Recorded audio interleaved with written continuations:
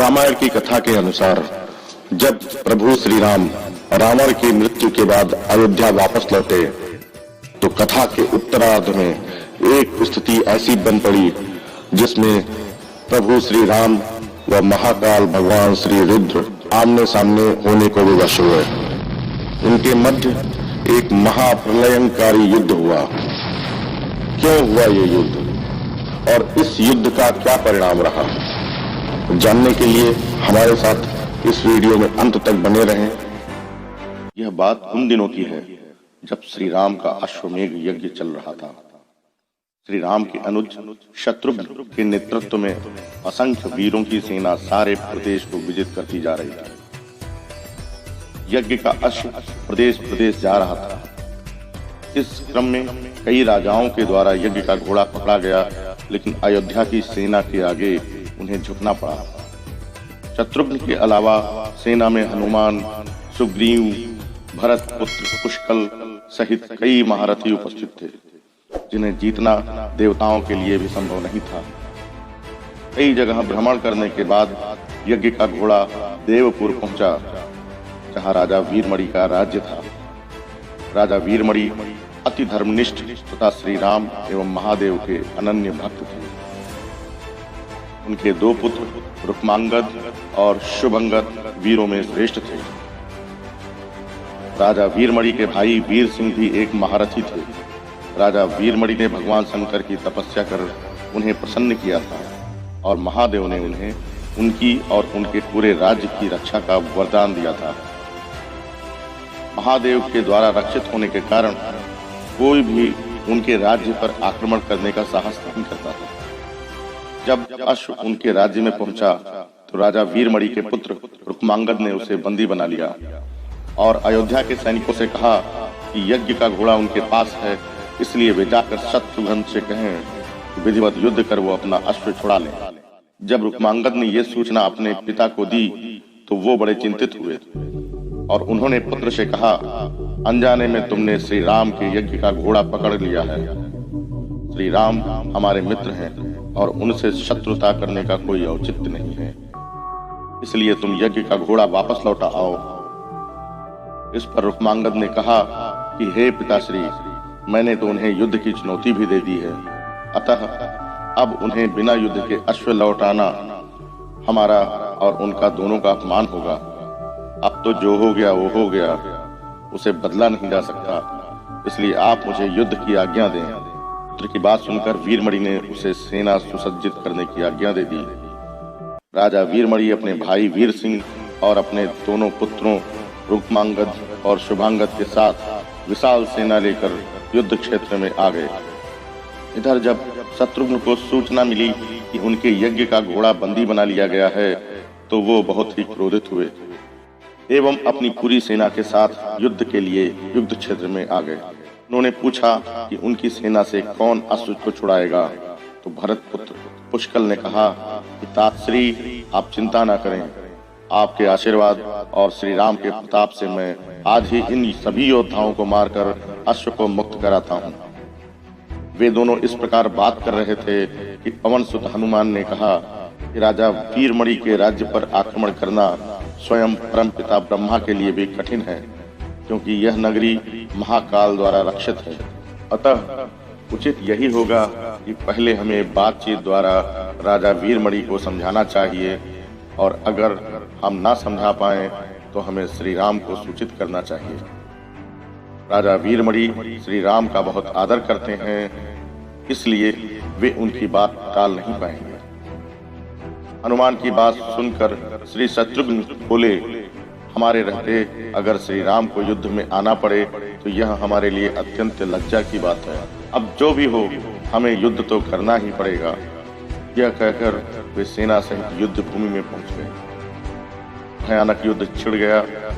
भरत पुत्र पुष्कल सीधा जाकर राजा वीरमणि से भिड़ गया। दोनों अतुलनीय वीर थे। वे दोनों तरह तरह के शस्त्रों का प्रयोग करते हुए युद्ध करने लगे। हनुमान राजा वीरमणि के भाई महापराक्रमी वीर सिंह से युद्ध करने लगे। रुक्मांगद और शुभांगद ने शत्रुघ्न पर धावा बोल दिया। पुष्कल और वीरमणि में बड़ा घमासान युद्ध हुआ।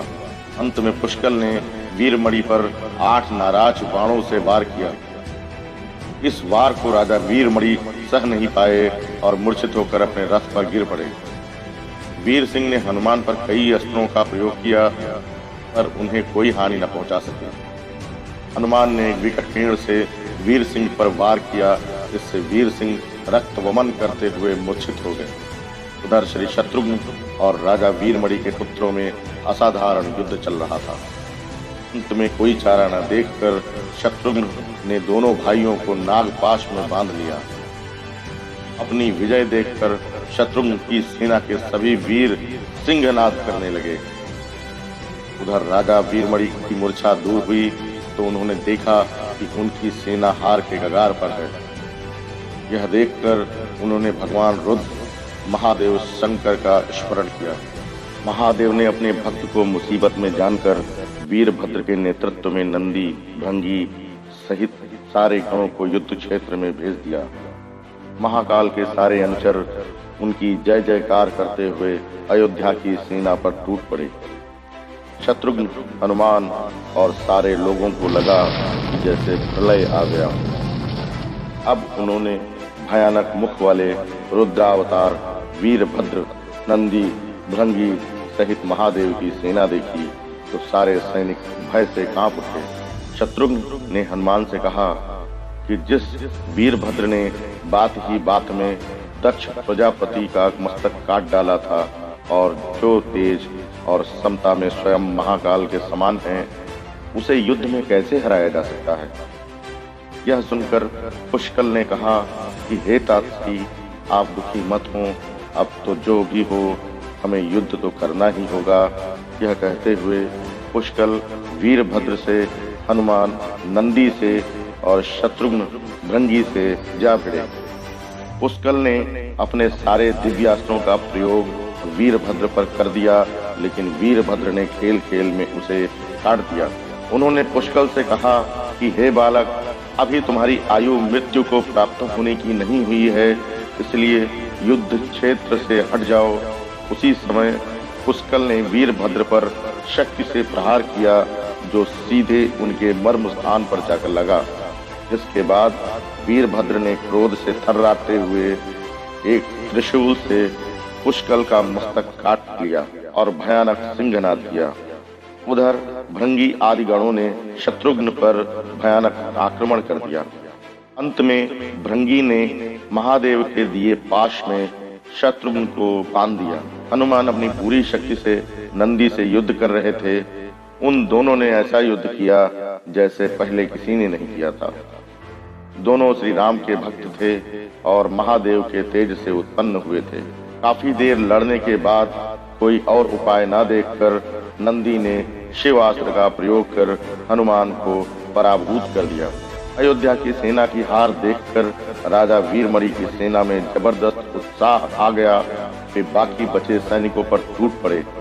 यह देख हनुमान ने शत्रुघ्न से कहा कि मैंने आपसे पहले ही कहा था कि ये नगरी महाकाल द्वारा रक्षित है, लेकिन आपने मेरी बात नहीं मानी। अब इस संकट से बचाव का एक ही उपाय है कि हम सब श्री राम को याद करें। ऐसा सुनते ही सारे सैनिक श्री राम को याद करने लगे। अपने भक्तों की पुकार सुनकर श्री राम तत्काल ही लक्ष्मण और भरत के साथ वहां आ गए। अपने प्रभु को आया देख सभी हर्षित हो गए एवं सबको ये विश्वास हो गया कि अब हमारी विजय निश्चित है।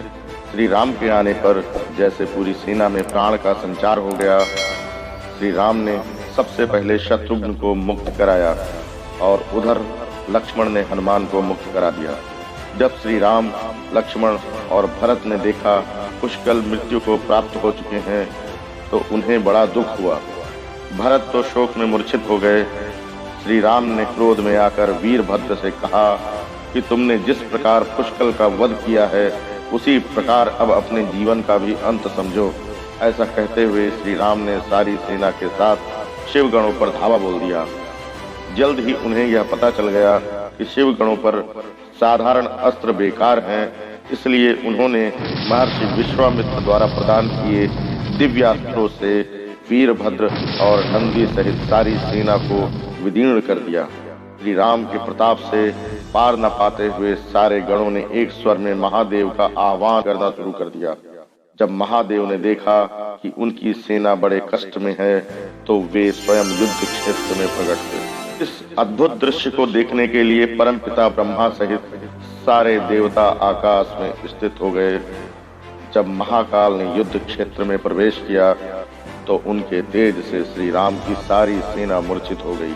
जब श्री राम ने देखा कि स्वयं महादेव रण क्षेत्र में आए हैं तो उन्होंने शस्त्र त्याग कर भगवान रुद्र को दंडवत प्रणाम किया एवं उनकी स्तुति की।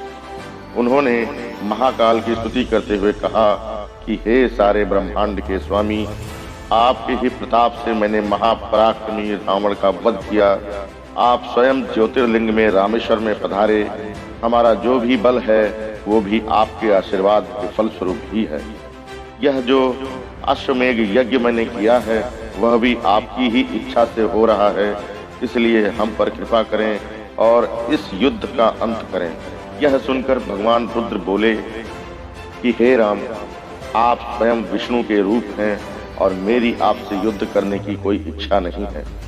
फिर भी चूंकि मैंने अपने भक्त वीरमणि को उसकी रक्षा का वरदान दिया है, इसलिए मैं इस युद्ध से पीछे नहीं हट सकता। अतः संकोच छोड़कर आप युद्ध करें।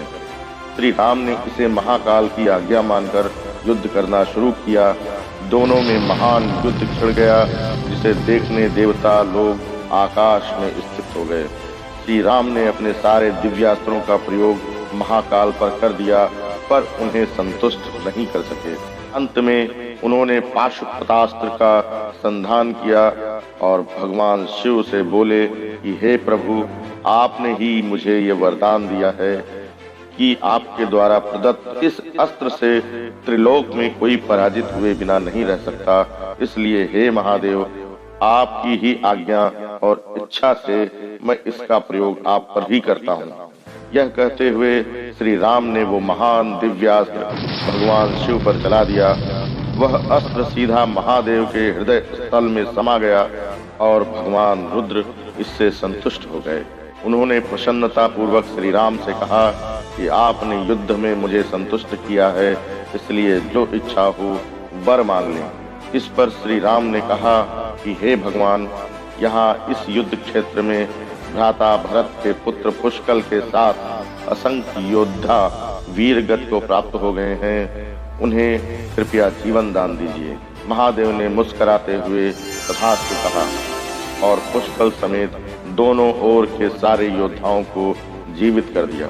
इसके बाद उनकी आज्ञा से राजा वीरमणि ने यज्ञ का घोड़ा श्री राम को लौटा दिया और अपना राज्य रुक्मांगद को सौंप वे भी शत्रुघ्न के साथ आगे चल गए।